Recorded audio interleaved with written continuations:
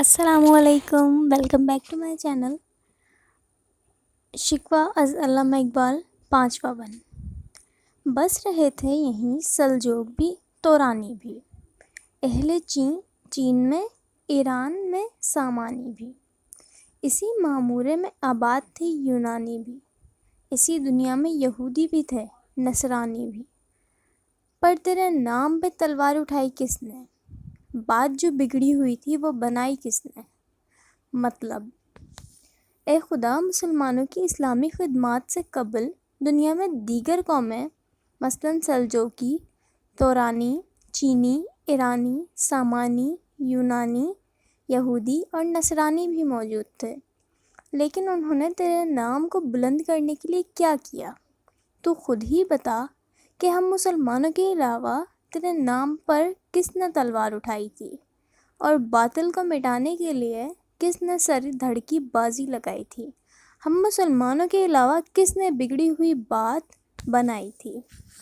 تشریح: مسلمانوں نے خدا کی وحدانیت اور خدا کے عطا کردہ آئین کے فروغ کے لیے جو قابل قدر خدمات سر انجام دی ہوئی، وہ اہل دنیا سے پوشیدہ نہیں۔ دنیا میں کہنے کو تو اور قومیں بھی آباد تھیں، لیکن توحید کو عام کرنے کی سعادت صرف اسلام کے پیروکاروں کو نصیب ہوئی۔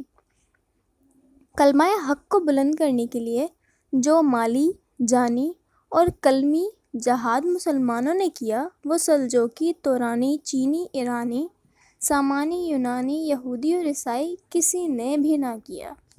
حضرت موسیٰ علیہ السلام نے اپنی قوم کو خدا کی راہ میں جہاد کرنے کا حکم دیا، تو اس قوم نے یوں جواب دیا: تو اور تیرا رب لڑنے کے لیے جائے، ہم تو یہیں بیٹھے رہیں گے۔ اسی طرح حضرت عیسیٰ علیہ السلام کے حواریوں نے بھی اپنے پیغمبر کا پورا ساتھ نہ دیا۔